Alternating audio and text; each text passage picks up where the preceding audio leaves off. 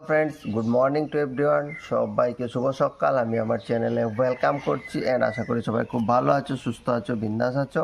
তো আমরা শুরু করতে যাব মাইক্রো লেসন প্ল্যান, শিক্ষার্থীর পর্যবেক্ষণ করার ক্ষমতা বিকাশের দক্ষতা, বাংলা ক্লাস 4 আমরা আলোচনা করছি। আজকে সেকেন্ড পার্ট আমরা আলোচনা করব সূর্য আমায় মন্ত্রণা দেয় থেকে বায়ু আপন বেগে চলতে। প্রশিক্ষণ কেন্দ্রের নাম হয়ে গেছে, ঠিক আছে। এখানে শ্রেণীটা হচ্ছে চতুর্থ। ঠিক আছে।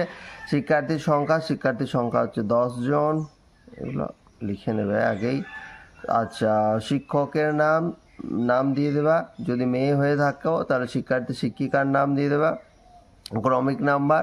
আচ্ছা, সময় হচ্ছে 8 মিনিট প্লাস 8 থেকে 10 মিনিট, 10 মিনিট চলে যাবে, ঠিক আছে। 8 মিনিট প্লাস সেটা 10 মিনিট, ঠিক আছে। এদিকে হয়ে গেল।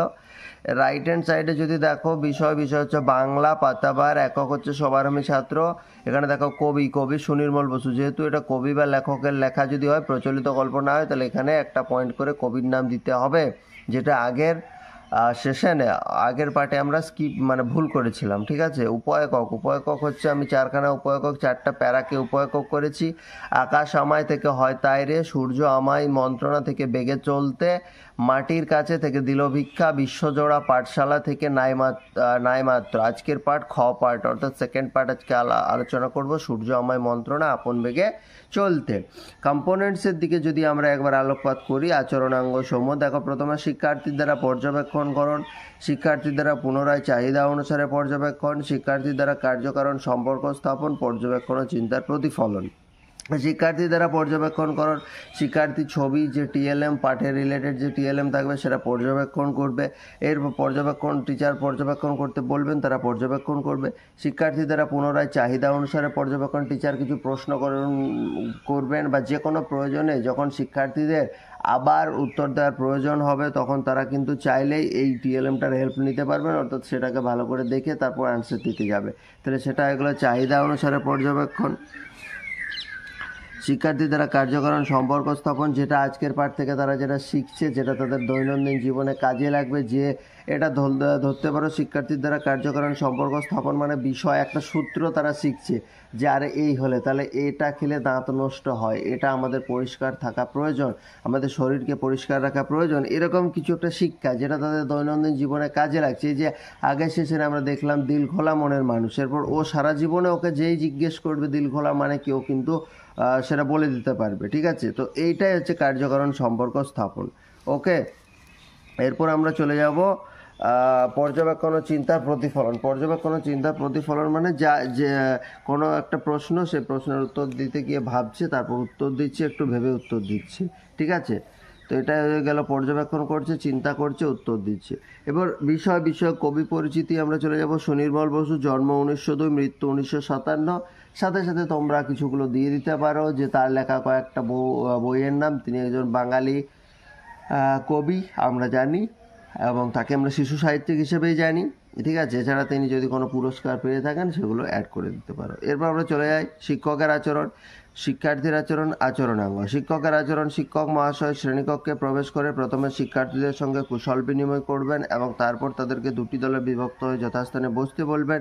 শিক্ষার্থীরাও শিক্ষক মহাশয়ের সাথে কুশল বিনিময় করে শিক্ষক মহাশয়ের নির্দেশ মতো যথাস্থানে বসে পড়বে। নাথিং ডিফারেন্ট টিল নাও,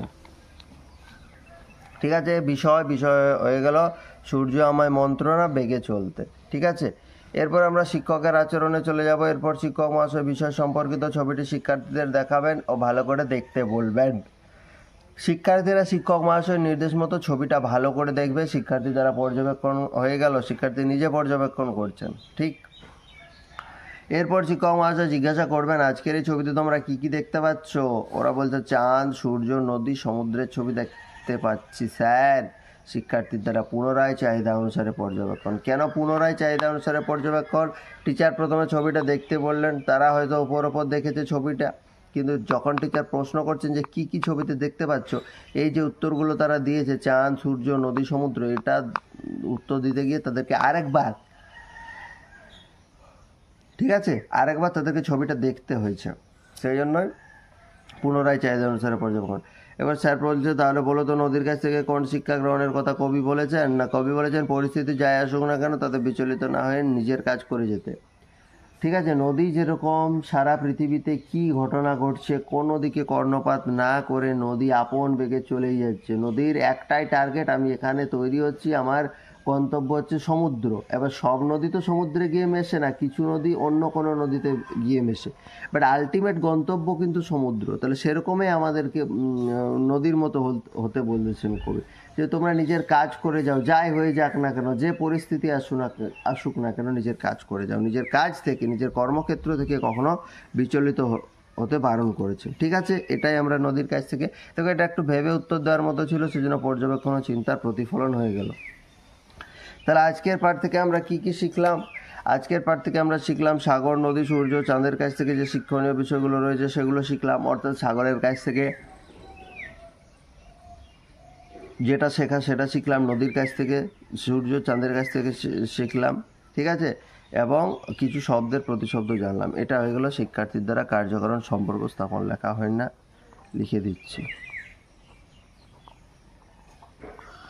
শিক্ষার্থীর দ্বারা কার্যকারণ সম্পর্ক। ঠিক আছে, শিক্ষার্থী দ্বারা কার্যকরণ সম্পর্ক স্থাপন হয়ে গেছে। প্ল্যানটা শেষ হয়ে গেছে, কমপ্লিট করে ফেললাম। পরের সেশনে আবার দেখা হচ্ছে প্রত্যেক দিনের মতো।